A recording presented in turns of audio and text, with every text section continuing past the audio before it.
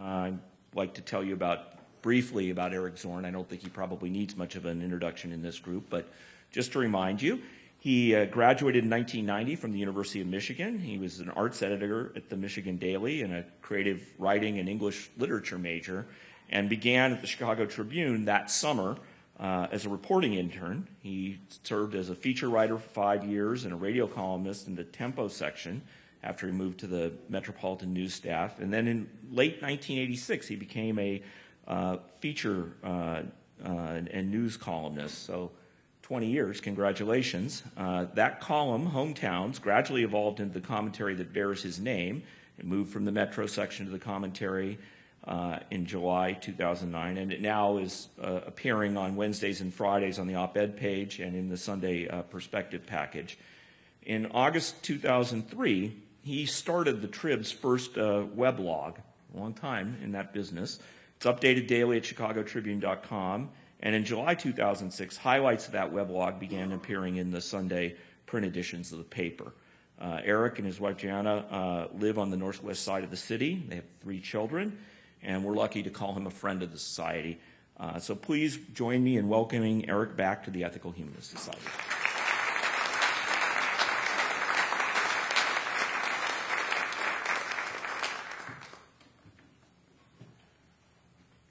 Thanks. I heard that we graduated from Michigan in 1990, which is, I wish it was 1980. So. I'll take it. You know, revising history. I was just looking at my phone a second ago. This news alert came in that Hillary Clinton was overcome with heat at the 9/11 memorial this morning and had to be and left early. And I can just imagine that right now, as we're standing here, the right-wing blogosphere is exploding with joy and indignation that all the rumors they've been spreading about her health are true. And it's just disgusting. But anyway, how's everybody? I want to begin today by congratulating myself for having written the following on July 1st, 2015. You may think real estate mogul and former reality TV star Donald Trump is a buffoon, a racist clown, a charlatan, or just a dope. A cartoon ugly American come to life whose campaign for president is an exercise in vanity aimed at boosting his long-term business interests. I may think some of these things too, but after seeing him up close Monday for an hour during his interview with the Tribune editorial board, I also think he's going to be a significant factor in the upcoming Republican primary battle because he has swagger, because he has money, because he is well-educated, because he gives voice to a common suspicion about traditional politicians, and because he promises simple solutions to our most complicated problems. Who is not drawn to a candidate with utter confidence? Who doesn't secretly believe or at least hope that there are easy, perhaps painless solutions to most of our problems, solutions that the self-interested glad-handers of the entrenched political classes are cynically ignoring? On July 1st, 2015, when I wrote this, Trump was at 6% in the Republican primary polls. He was trailing Mike Huckabee, Rand Paul, Ben Carson, Marco Rubio, Scott Walker, and Jeb Bush. It was a joke, right? It was a branding stunt.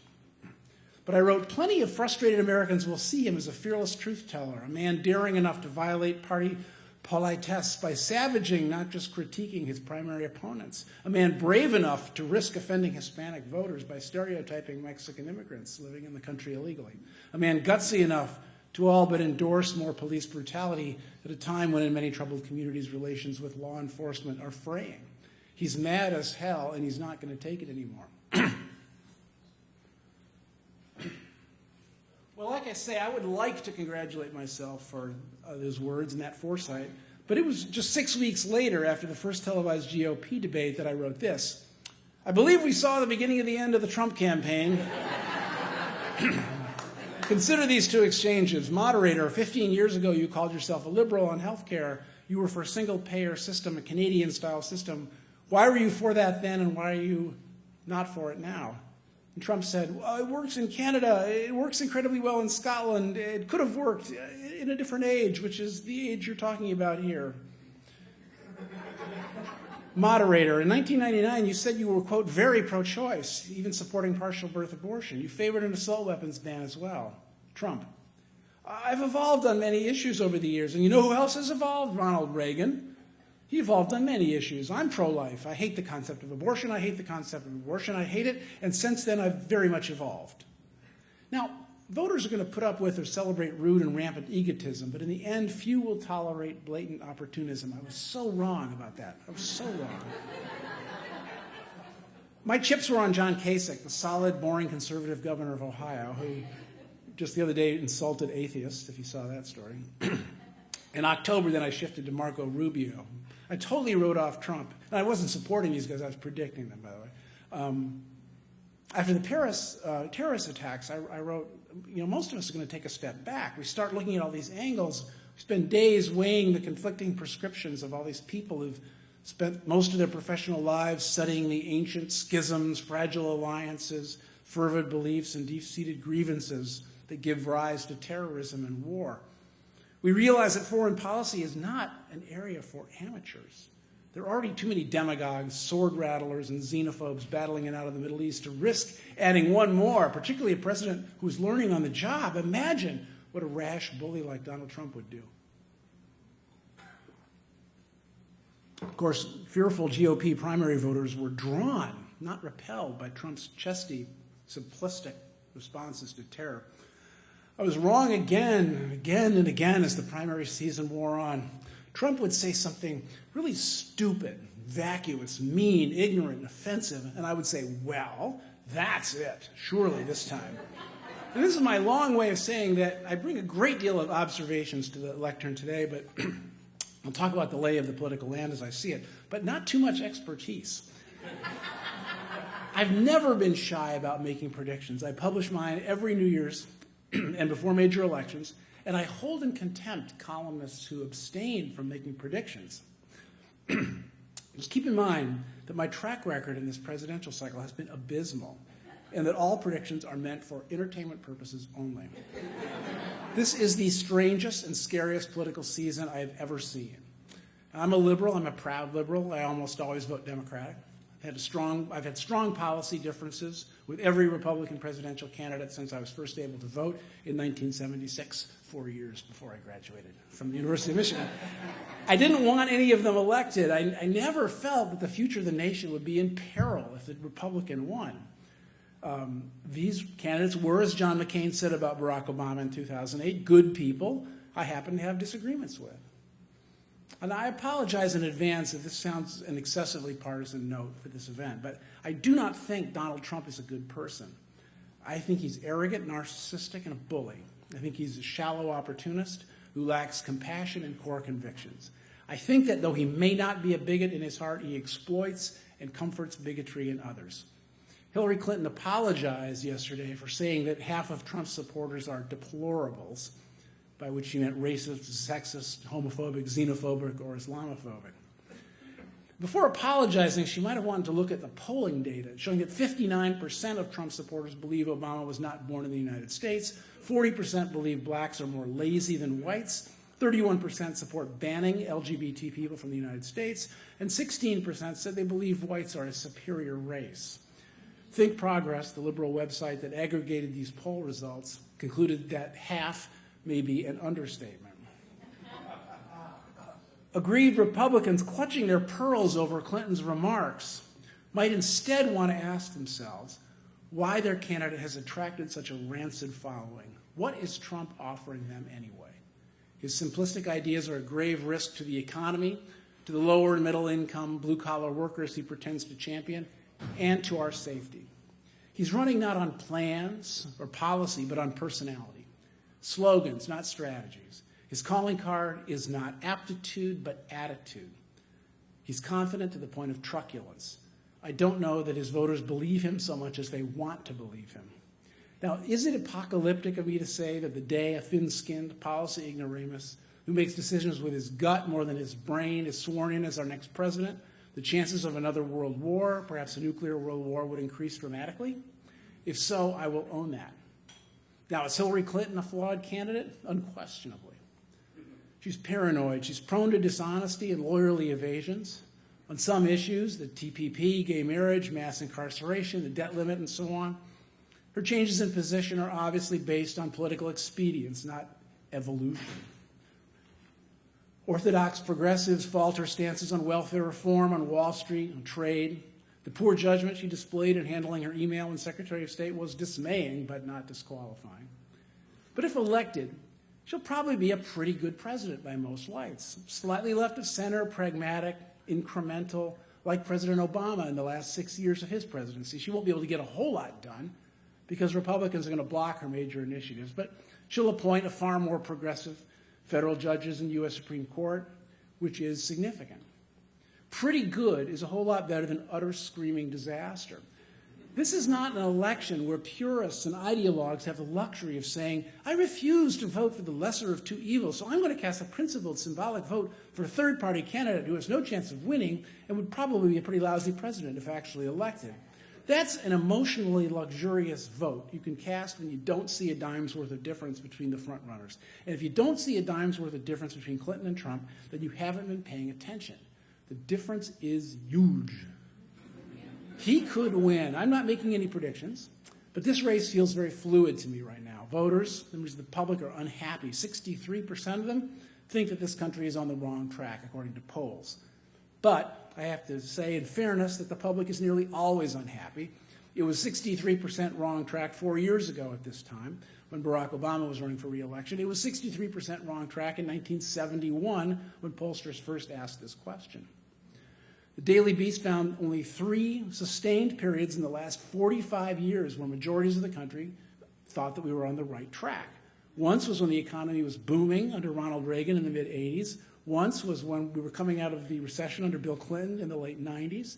And once was 15 years ago, but right around now, after the patriotic fervor after the terrorist attacks of 9/11. Wrong track is generally a vague desire for things to be better. And who best to fulfill a vague desire than the vaguest candidate ever to run for president? What would Donald Trump actually do? Ask a supporter. They don't know.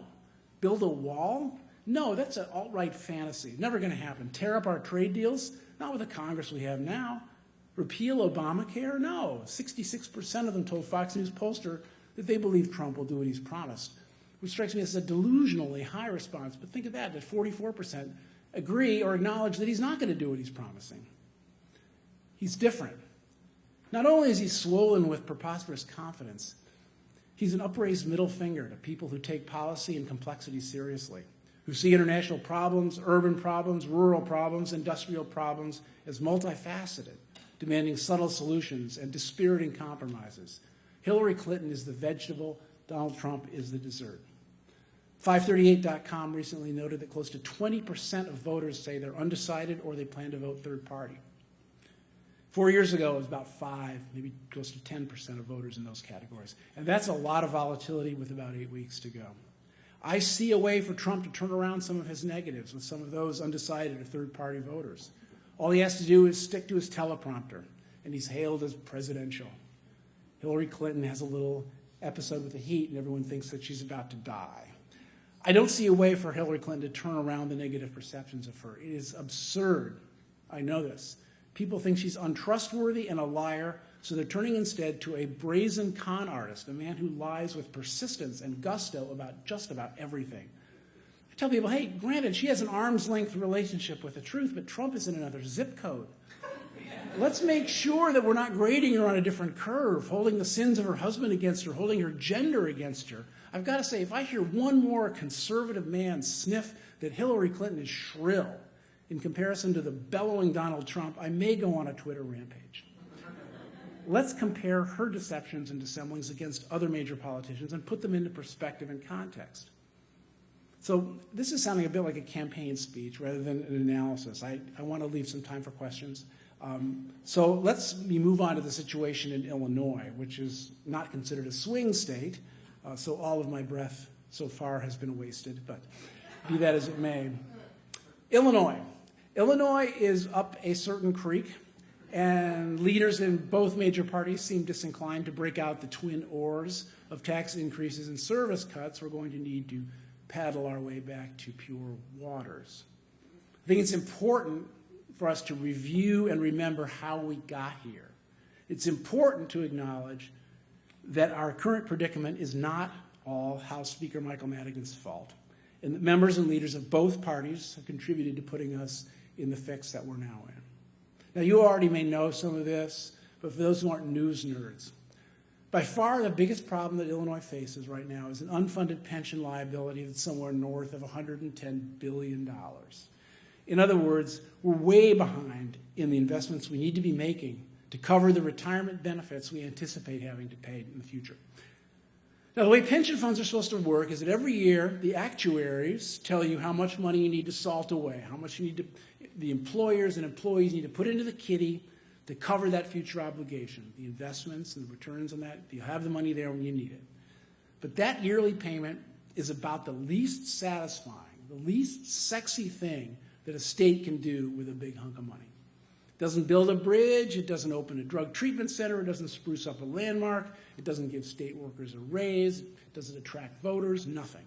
The benefits of this, of being a responsible steward of these pension funds, like the obligations that are coming, don't show up for decades. So it's really tempting for lawmakers to put in a little less than the actuaries say they should, maybe a lot less, every year so they can spend that money and keep a lid on taxes today. Now, they hope that maybe investment returns will be better than the actuaries project, but even if not, they are totally secure in the knowledge that when it turns out to have been a bad idea, that bill won't come due for years, long after they're out of office. They may be dead by then. So it's really tempting for lawmakers to employ this kind of thinking and scheming when offering public employees these enhanced pension benefits, these emoluments in lieu of raises that don't cost money. The raises cost money now, but the health benefits or the extra raises that you get in retirement cost money way later. So, and this is not by any means a new problem.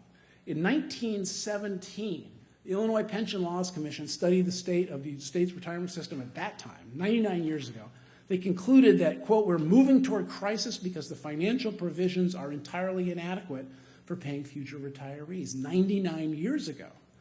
The temptation was obvious then. It was so obvious and the fiscal dangers so apparent that the framers of the Illinois Constitution in 1970 included an ironclad guarantee of pension benefits. They wanted to make sure that lawmakers didn't use tomorrow's money to pay today's bills and then stiff the employees to whom they'd made these retirement promises. They wrote it ironclad into the Constitution as a way to try to keep legislators in line and governors in line, and it didn't work. Republican Governor Jim Thompson, 1977 to 91, signed off on the idea of compounding the annual 3% raise automatically given to state retirees. But then they didn't put in the investments to cover that raise. And it's not just, I mean, it sounds like a little bit, we just compound that raise. It's billions and billions of dollars. Republican Governor Jim Edgar, 1991 to 99, signed into law what's known as the Edgar Ramp. It's a 50-year mandatory payment plan that would restore the state's retirement systems to health, the Edgar Ramp. But cleverly, or stupidly, or cynically, he had the amount start small, really small, and get bigger and bigger over time. The first annual payment in the Edgar Ramp was a little more than $600 million. The last scheduled payment in the Edgar Ramp in 2045, annual payment, $16.8 billion. Republican Governor George Ryan, 1999 to 2003, okayed a generous early retirement program that saved salary money in the short term but loaded the future with far higher debts. Democratic Governor Rod Blagojevich, federal inmate number 40892-424, shorted the pension fund payments for 2 years so we didn't have to raise taxes or cut services, throwing that debt forward with interest. To make up for this malfeasance, a greater and greater share of annual state tax revenue has to be earmarked for future pension obligations, meaning a smaller and smaller share of state revenue is available to pay for what the state is supposed to do in the areas of education, healthcare, public safety, and human services.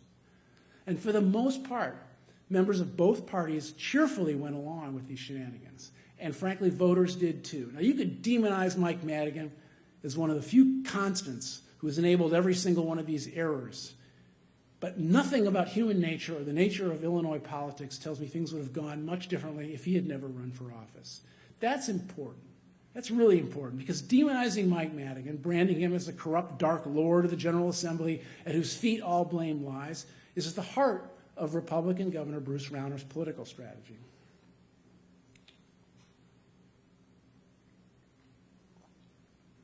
Rauner, as you may remember, won the governorship in 2014 based largely on the inability of Governor Pat Quinn to address our yawning budget gap and to implement money-saving changes into this pension system. It turns out, what a surprise, that the only way that Illinois can reduce its pension liability is to somehow diminish the pensions of existing workers. And the state Supreme Court, pointing at the guarantee in the 1970 Constitution, keeps slapping down all these efforts. And Rauner, who had been extremely successful in the world of private equity investing, said in the campaign that he was going to fix our problem. He was going to fix these problems. But he was very vague about how he was going to do it. Ultra-wealthy, novice politician offering vague bromides to a frustrated yet credulous electorate. Doesn't that sound familiar? The key difference between Rauner and Trump, though, it seems to me, is that Rauner is actually animated by a core set of beliefs to which he's committed. Now, I don't share many of these beliefs, but I'll say this. Bruce Rauner is not a phony. He's basically a free market libertarian. He's hostile to unions. He's averse to taxation, friendly to business interests. And these business interests, he believes, are sufficient, if unleashed, to cure most of what ails our society. He won on this vaporous promise that he'd make things better, and he has not. Things have only gotten worse since his inauguration 20 months ago. Our stack of unpaid bills has gotten higher, our unfunded pension liabilities have grown, and our state credit rating has fallen. Because of an income tax rollback that Rauner championed, the state is now spending $200 million more every week than it is taking in.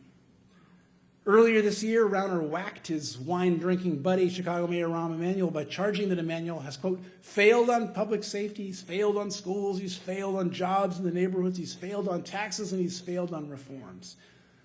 Well, by his own standards, Rauner has failed on jobs, on human services, on pensions, on the debt, and on the deficit. He has failed to build consensus and bipartisan trust. He's failed to build political momentum with incremental victories, and he's failed to show any talent for leadership over divided government.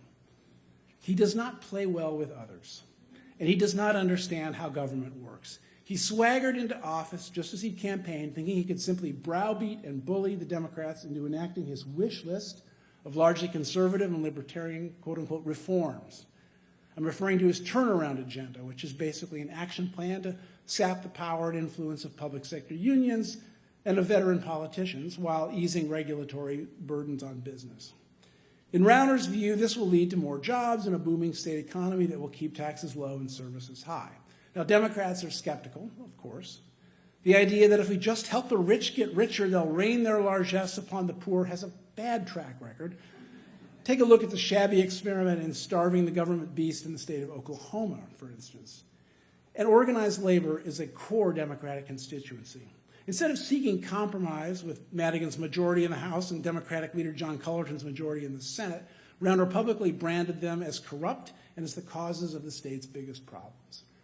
Now, swagger and insult work when you're a CEO taking over a troubled company, or sometimes when you're an elected official with the legislative winds at your back, but not when you're a rookie governor holding a weak political hand. Remember, he was elected with 51% of the vote.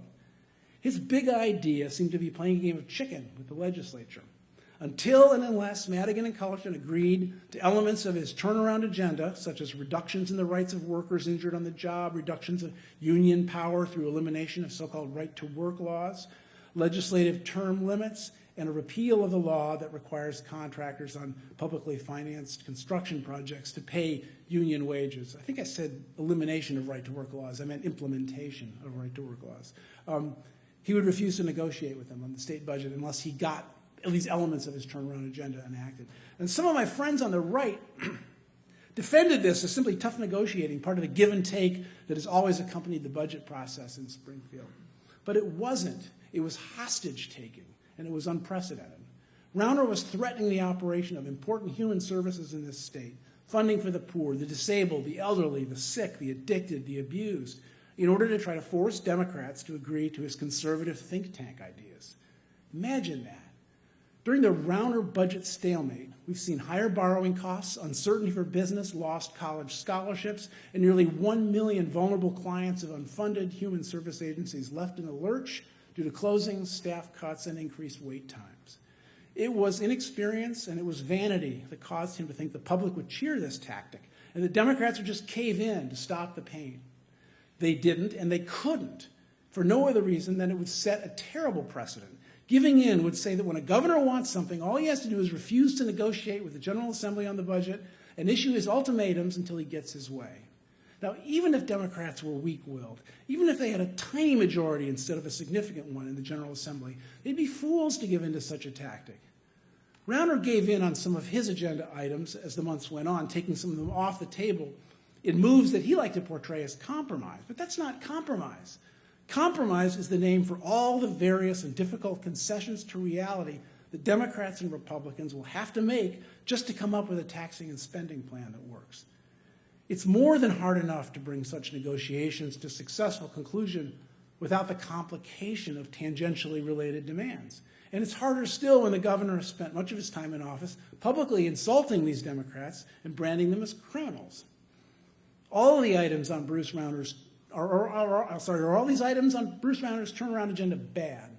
No, although some people do call it his bend-over agenda for working people. Some of his ideas are certainly worth careful consideration and vigorous legislative debate, but that's not the point.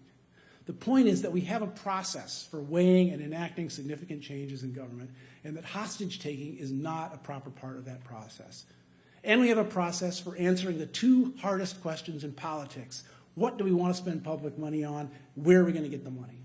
The Constitution says the governor must propose a balanced budget and send it to the General Assembly, and he has not done that.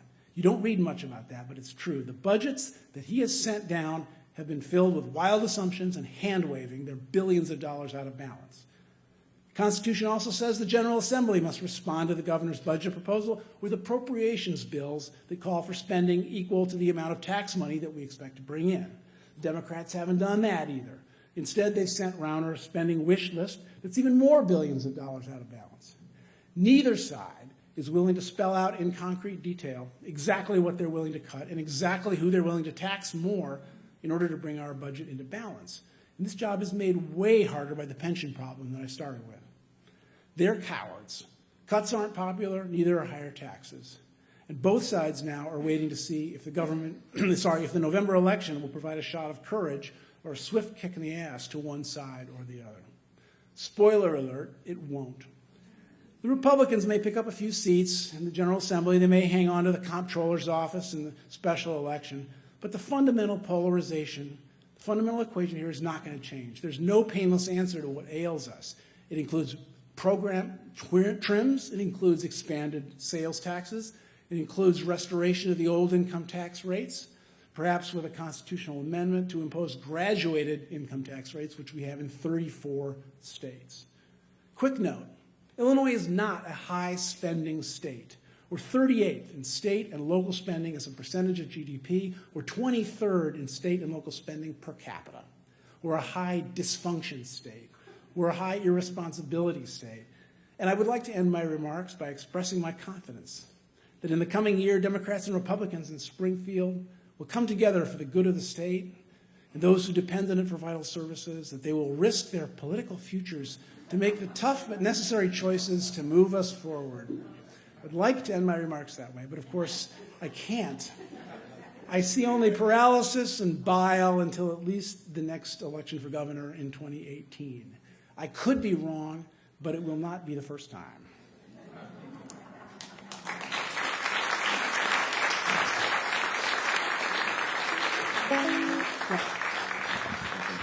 All right, so Eric we'll do some Q&A afterwards. We usually have a musical interlude where we pass a basket. The basket goes to support everything that happens here. We suggest a donation of $5, but whatever you can give is much appreciated. And people will be coming along with the basket in a second. He's going to lead us in a song, and then after he does that, you can be thinking about questions. We'll do a Q&A. In 2013, singer and actress Anna Kendrick had a top 10 pop hit with a song called Cups. Anyone? Yeah. It was so named because it was performed with a catchy percussion routine involving slapping empty plastic cups in your hands on the table and clapping and so on. The chorus was, when I'm gone, you're going to miss me when I'm gone. At the White House Correspondents' Dinner earlier this year, Cups was President Obama's walk-up music to the podium. The applause died down. He said, you can't say it, but you know it's true. And I think it is true for reasons I don't have time to list, but I could list in Q&A if you want. I think most of us are going to miss President Obama. Even those who think they won't might enjoy singing along with the original version of this song, which is a 1931 country song called When I'm Gone by the Carter Family. The song was then adapted for this pop song. So I'm going to lead this, and the chorus is easy to catch on to, and I hope you can get it. You know the definition of perfect pitch? Is you throw a banjo out a 10-story window and it lands right in the dumpster.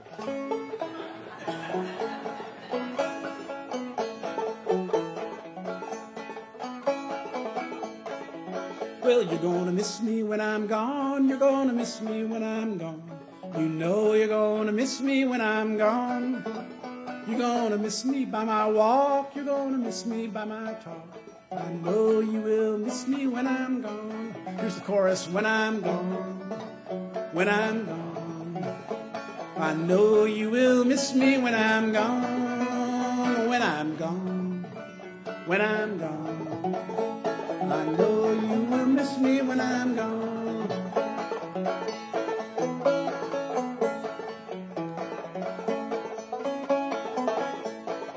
Well, you're gonna miss me by my prayers. You're gonna miss me everywhere. I know you will miss me when I'm gone. You're gonna miss me by my song. You're gonna miss me all day long. I know you will miss me when I'm gone. Here we go. When I'm gone, when I'm gone, when I'm gone. I know you will miss me when I'm gone. When I'm gone, when I'm gone. I know you will miss me when I'm gone.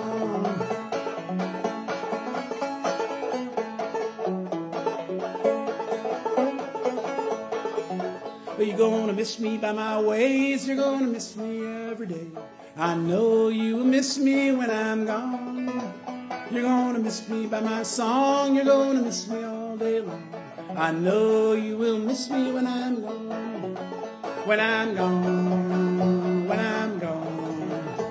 I know you will miss me when I'm gone. When I'm gone, when I'm gone.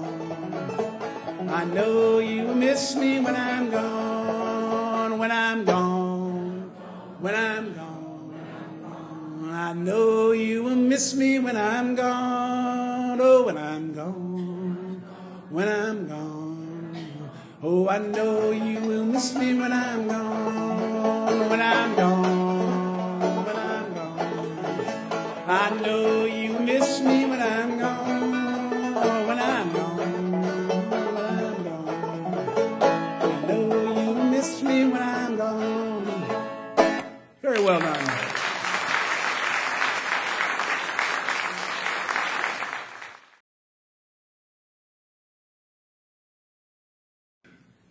Hi, thank you for your talk. In your discussion of Illinois' problems, I think I heard Rauner's name about 10 or 15 times. I heard Madigan's name about 2 times. Does this reflect your view of the relative blame we should apply to the 2 individuals? And could you elaborate on your views on Madigan? Thank you. Well, clearly, as I said, Madigan has been there the entire time. My feeling is many of the decisions that he made and signed off on were clearly unwise. There's no question about that. The question really is whether if Mike Madigan is the problem, if you were to get rid of Mike Madigan, suddenly everything would be better, which seems to be a lot of what Bruce Rauner is going after. I think he's after term limits because he's after Madigan. He's after redistricting because he's after Madigan's leadership. I don't see any particular evidence that Mike Madigan is the one person who has been behind the dysfunctional elements of our state's economy, which is sort of the point I was making. It's why I talked about all the things that the Republican governors, I mean, we've had Republican governors most of the time, at the time that he's been in office, and the Republicans had joined in this malfunction, in this malfeasance. I think I mentioned him several times, but I think to magnify his importance and to suggest that he's the one who's behind this is an error. So that's why I focus on Rauner and looking in the future of what's going on. So. What are your views on the legalization of marijuana in the state to help the budget through taxation and lowering the prison population and so forth? It's not an issue that I think a lot about, but it does seem to me that you could probably legalize it and tax it, and that it's to the extent that I thought about it, it seems like something that if you were to be able to control it, then it would be fine. I don't think that the experiment has been a failure in Colorado, for instance, and other places where they've legalized it. So I think it's certainly something that they should explore. So, but I have not studied it that much. So. So the title, maybe wrongly, had city, state, and federal. I didn't have time to get to. Well, I'm going to use my question to give you a chance if you want to give us a quick riff on the city and ROM or whatever is salient to think about. The there. city's in really bad shape. The city's even worse shape because their pension funds, not only the city residents have to deal with all these state pension problems, but the city's pension funds are in a world for the same exact reason. And Mayor Emanuel came into office having inherited a huge number of problems from Mayor Daley that he sort of refuses to acknowledge in his way. But the city has got an incredible problem facing them right now. They're now trying to nickel and dime their way up through new taxes on water and all these other little things that they're going to be, extra taxes on cell phones and all that. But basically, it's the same kind of idea, and the same thing that Mayor Daley for many years refused to raise taxes to meet the services that he wanted to provide. So when you have that mismatch, it builds up, and then to cover it up, he was selling off the Skyway, selling off the parking meters, those kind of deals where he was trying to keep papering over his problems. I have a memory when Daley came in.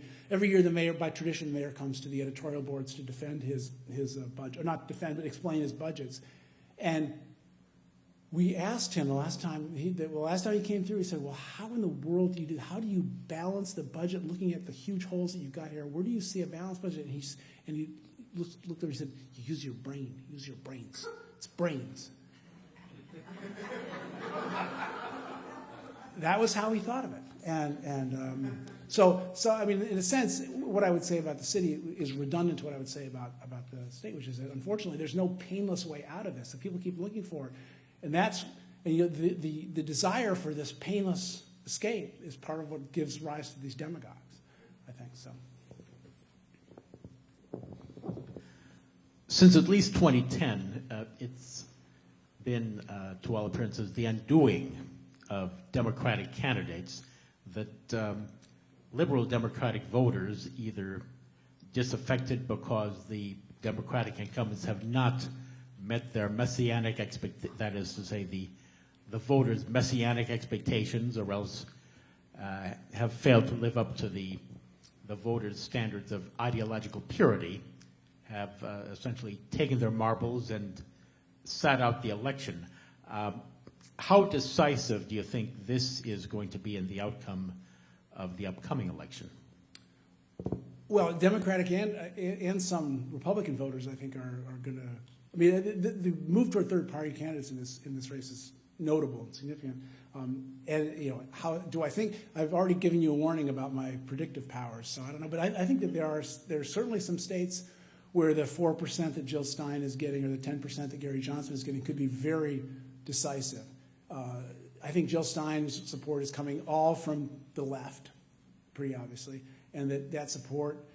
In my view is that people on the left need to swallow their differences with Hillary Clinton and realize that when you think about what would happen to this country, all the various constituencies and so on that could be damaged if the Republicans held the White House, the Senate, and the House, and got the chance to appoint Supreme Court justices, If you think that there are not constituencies that are really going to be damaged by that, if you think, oh, it doesn't matter, I'm going to vote for Jill Stein because she's more a purist, she's more of a pure liberal, pure progressive than Hillary Clinton, I think that's destructive. I think that's going to harm real people. If you may have the luxury that it's not going to hurt you either way, but there are a lot of people who I think it will.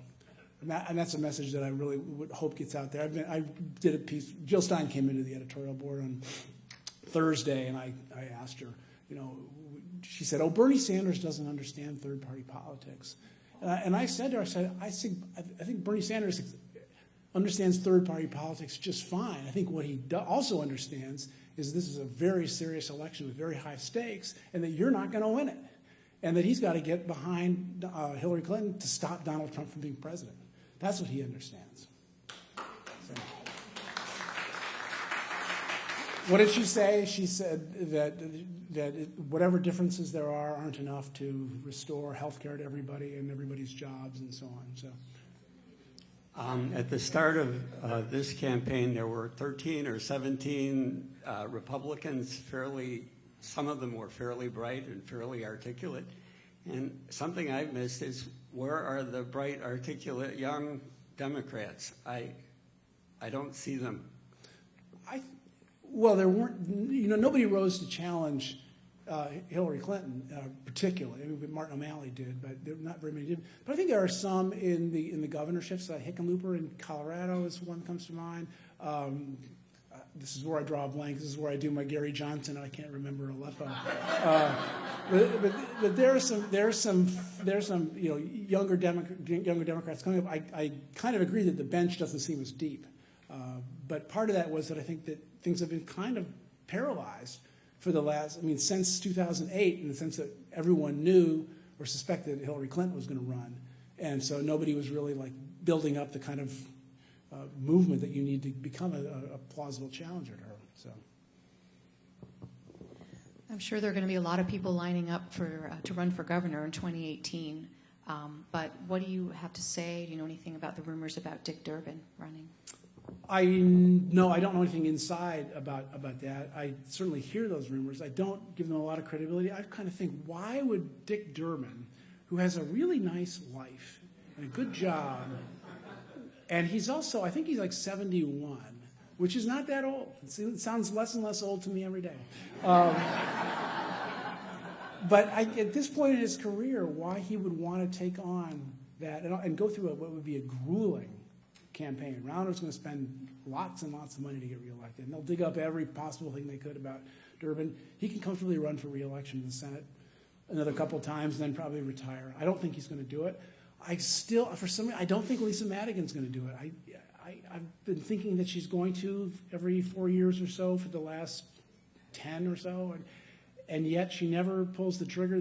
I think the very telling thing about Lisa Madigan was when, in 2008, when the Senate seat, after Barack Obama was elected, that Senate seat would have been hers for the asking. I mean, if they could have, Madigan could have cut a little deal with Blagojevich. Blagojevich would not be in prison today, and the whole thing would have worked out if Lisa Madigan had wanted to be governor. But I don't think senator. She didn't want to be senator. I think she likes her life, and I don't think she wants to be governor that much.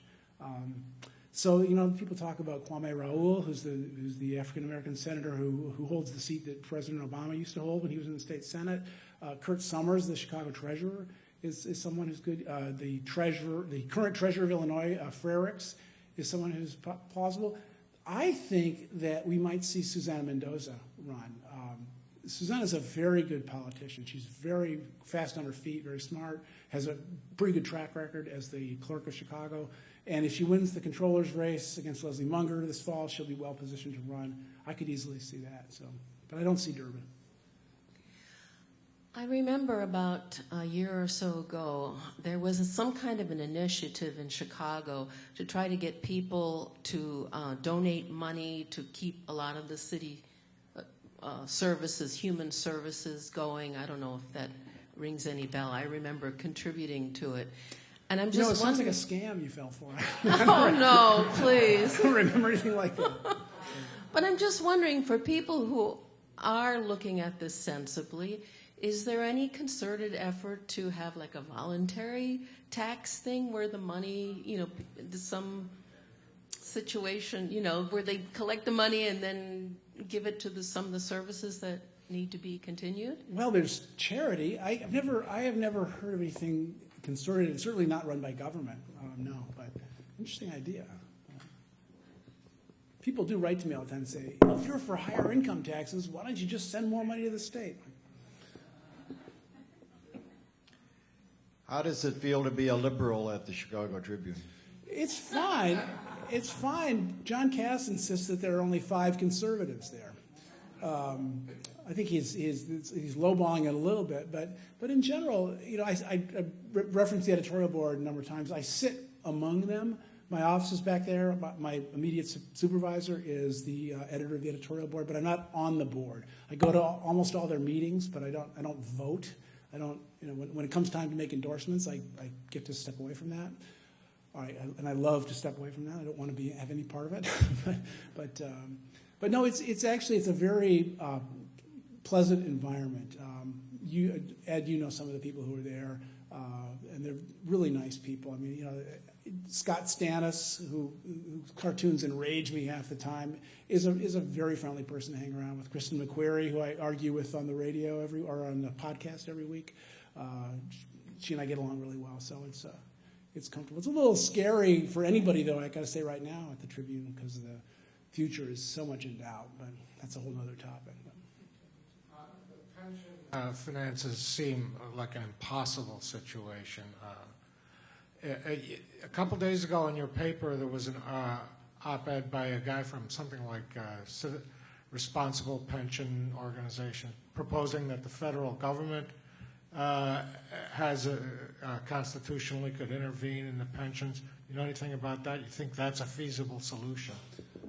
No, I don't. And one of the people who I talk to fairly regularly about the situation is a guy named Ralph Martiri, who's head of the Center on Budget and Tax Accountability in Chicago. And his organization is funded in part by unions, so people take his opinions with a grain of salt, but his numbers are always really solid. And Ralph points out that really to get pensions back into health, it's going to require more taxation, but not enormous taxation, not record-setting taxation, not even the highest taxes in the country. We have to get back. We have a 3%, or 3.75? What is the income tax rate now? I think it's 3.75. It's one of the lowest flat income tax rates in the country, and so property taxes are high to make up for it. They're going to have to balance out the taxes. They're going to have to raise the taxes, and the justification for that is that for many years we have gotten by with paying lower taxes than we should have for the services we're getting and for the pensions that we've been promising. Now, the argument you can make, and we talk about Madigan and those guys, is they all went along with this idea that we can keep making people happy by doling out benefits 20, 25 years from now and not have to deal with them. And that should enrage all of us, and it's a bipartisan rage that we should have about that. But in a sense, I think this problem, it sounds huge, $110 billion. It doesn't mean that we owe that right now. It means that we have to come up with another ramp, and it has to be a realistic ramp to get ourselves back to funding. But it is not, like I say, I don't think it's like call out the National Guard or call on the feds and declare bankruptcy kind of level.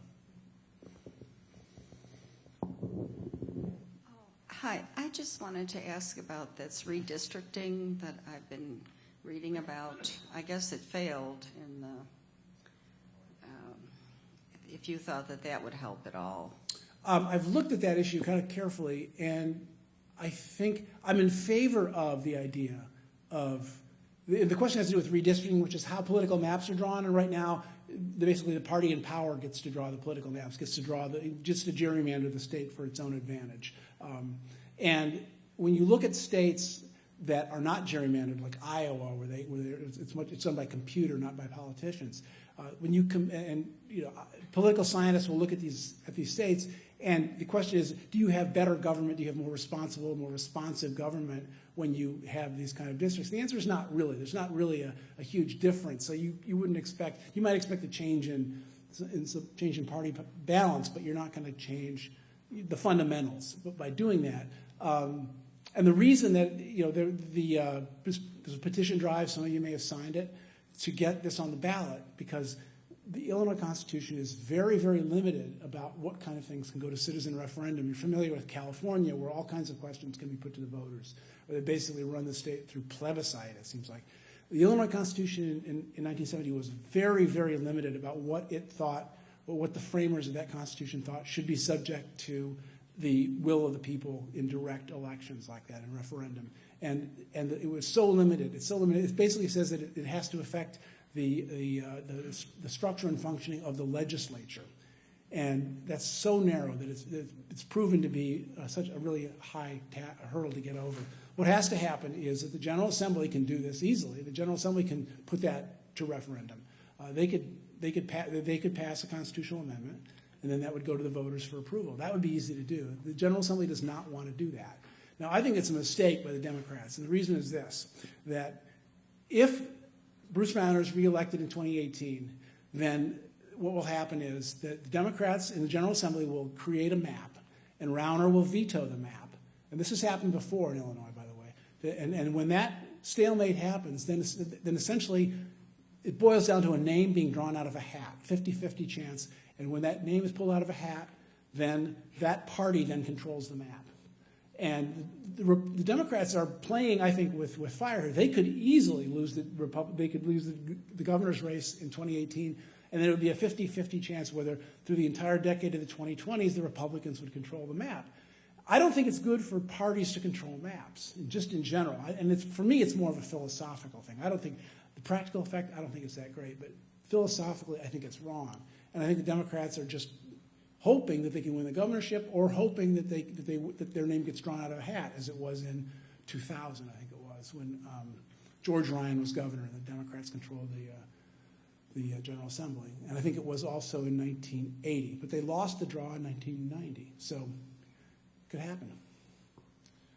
Thank you so much for your situation summary for the events so far. And what's your prognosis for what will happen if Governor Rauner is not reelected? Is not reelected. I think that you will probably go, it's quite likely you go back to the same sort of situation we had under Governor Quinn, which is the Democrats sort of fighting with one another. I don't think the Democrats can get away right now with not signing off on a tax increase. And a lot of what's going on right now, even when Mike Madigan, people were saying, oh, Madigan has a super majority, he can do whatever he wants. Well, first of all, he didn't have a super majority, even though he had the numbers, because there were several Democrats like Jack Franks up in Marengo who almost never voted with Madigan on matters of spending and taxes. So he didn't have the ability to raise taxes. But even if he did, he doesn't want to own them. One of the reasons that Madigan has stayed in power for so long is that he has compelled the Republicans to join him on these controversial votes. The Democrats do not want to own a tax increase any more than the Republicans want to own huge program cuts. But I do think that it would probably be better.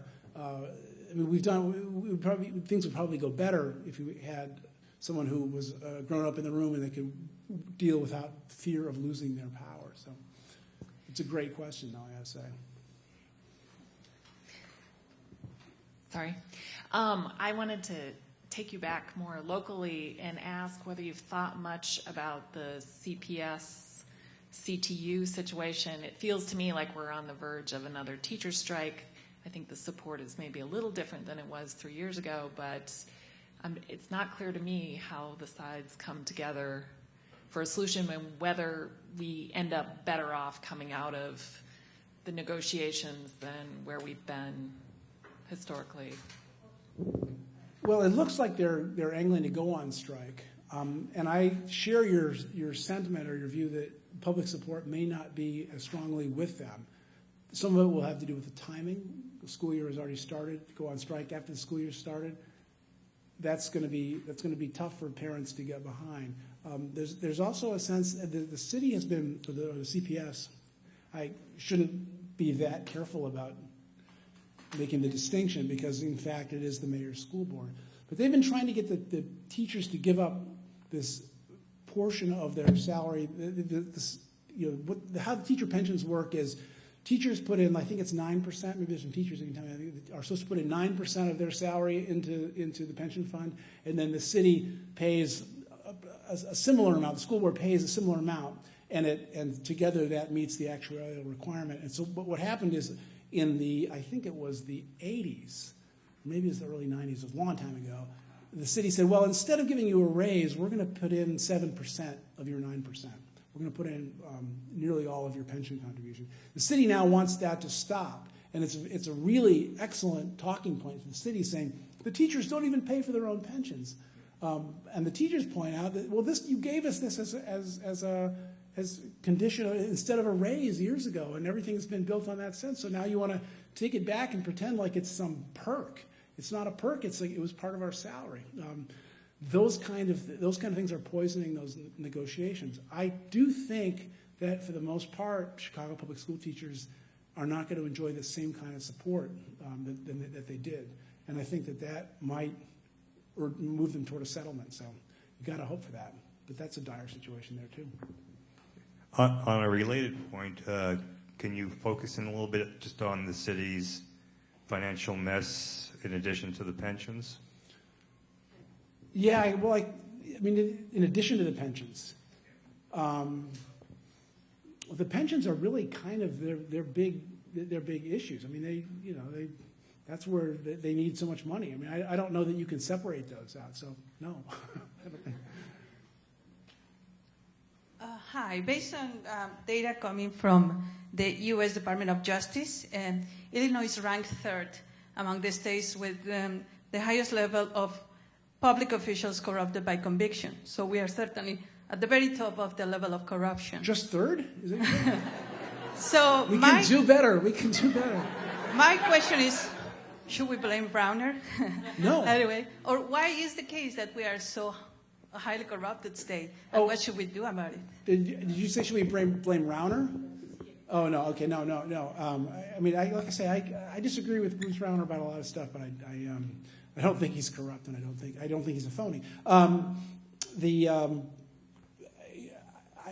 political culture here is like the political culture in Louisiana. What was 1 and 2? Do you remember? Was it Louisiana and? Oh, California, not even. We're ahead of Louisiana. Excellent. No, I mean it's I don't. It's very hard to understand where that comes from, where that culture comes from,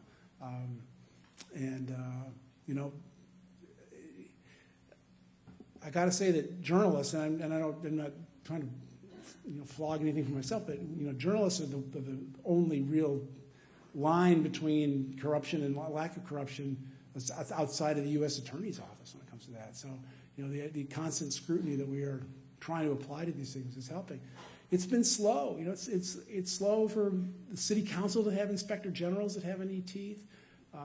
All that stuff is slowly coming about, and I think the constant pressure that voters have got to put on politicians for accountability and transparency is the only way to stop it.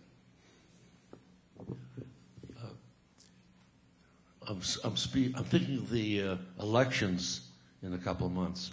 And, 8 weeks. I'm concerned about. I want your opinion on what both Rauner and Madigan are pouring a lot of money into the legislative races, each one thinking that they can, Madigan's case that he would gain a stronger, a firm supermajority, and Rauner thinking by pouring a lot of money into campaigns for Republicans that he would reduce the Democratic majority in the state assembly. Yeah.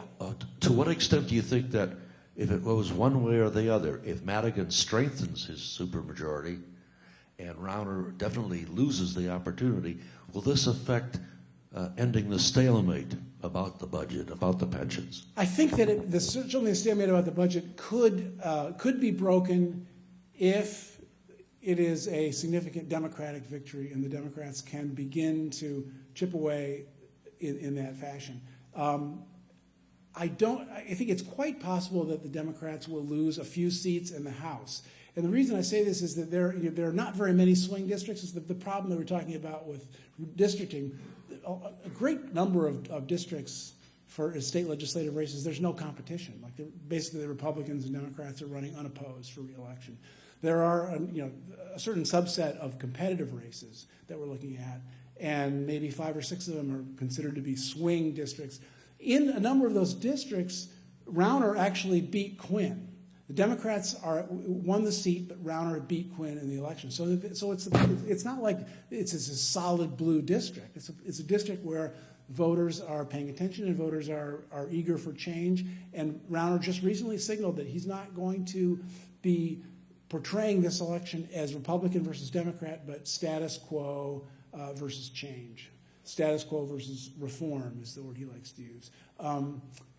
So he's going to be playing that. I think it's possible that the Democrats will lose a few seats. I don't see any way that, say, Mike Madigan, he's got 11, 12, 13, he's got a significant advantage in the House. He's not going to lose that. And the Senate, for sure, I don't even think there are enough seats up in the Senate for the Senate to go Democratic. The House will remain Democratic. Madigan will remain Speaker. And so Madigan loses 3 seats. That doesn't change this fundamental dynamic between these parties, which is that Rauner is still holding out for his reform agenda before they negotiate on the budget. I think the answer to this, one of the answers to this would be for the Democrats to say, okay, we will entertain seriously your workers' compensation reform bill. Put your bill on, we'll put it to the floor. We will take a vote on term limits. We will take a vote on right to work zones. We will take a vote on constitutional amendment. We will take a vote on all these things. That's all we'll promise you. We're not going to pass them. We'll put it into a floor vote. And in exchange, come and negotiate the budget with us and agree. Because Rauner has already said we need more taxes. He's agreed to that, but he won't do it unless he gets what he wants in these business climate changes. I think that as we go along, that has to happen. And I think that if the Republicans pick up a few seats, that's not going to make a difference. If the Democrats take up a few seats, it might push Rauner off that position. So I think the best hope, frankly, is for the Democrats to win. But that's probably a partisan thought. So thanks. I love your programs. I missed the one in 1970, though. Question. Probably the most important races in Illinois is Kirk and Duckworth. I don't even see a poll numbers on this thing. I looked this morning. You're exactly right. I'm sorry, I cut off your question, but you're right. What's the question? I'm curious what's going on in that race. Kirk continues to say strange things. Last week he said, we don't try to rescue our military people. It was having to do with the release of prisoners over in Iraq and so on. I haven't seen any good polling on it. I would guess, and the Tribune is very funny about polling. We have these people who report on polls, but they don't tell anybody when the poll is going to come out or what the poll is going to say. Even within the paper, we can't find out. It's like the other editors can't find out. So we may have a poll coming out next week. I would guess that before the election, the Tribune will have a poll. There are probably some other polls coming out. Everybody says that Illinois is safe for the Democrats, and I kind of believe that to be true. Duckworth has not been running a particularly aggressive campaign.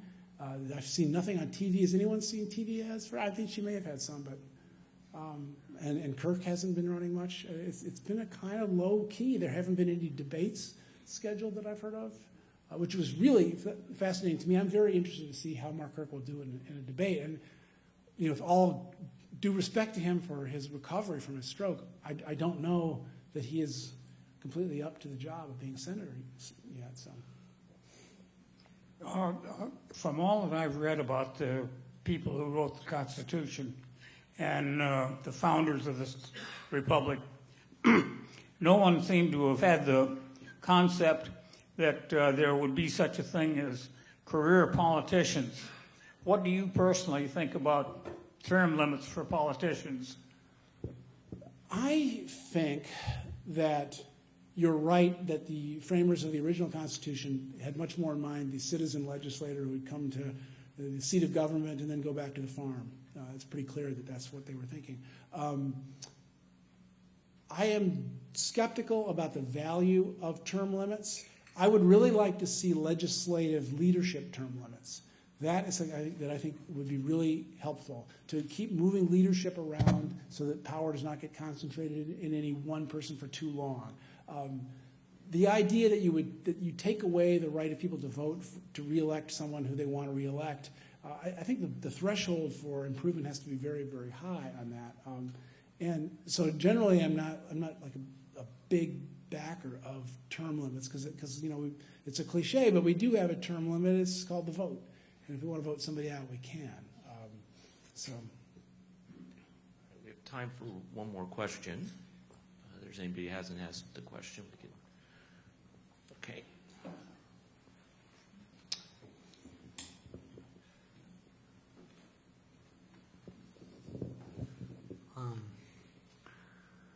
You started to comment on Hillary Clinton as opposed to other candidates regarding honesty. PolitiFact has called her by doing a poll, has called her the most honest of the presidential candidates. That may be like saying he's the shortest professional basketball player, but could you comment on that?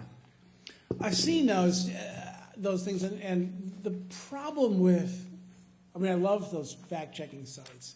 The problem is that it's very hard to do, apples to apples comparisons as to exactly what they don't tell the truth about. But I agree with sort of the thrust of that, which is, yes, Hillary Clinton is not honest about a number of things. You can go through, you can find, go and Google Hillary Clinton's lies. You'll find things that she said that aren't true. I think some of the things that she said about her email situation were misleading, and that whole situation is somewhat troubling. But again, you have to put this into the larger context, which, as you suggest, she's not particularly, for a presidential candidate, she's not particularly dishonest. She's got this reputation that's been developed over 25 years of being in the public spotlight. But I don't think that she's someone who is, deserves being so reviled for her, lack of candor. And I am a little bit suspicious about the source of some of that sentiment.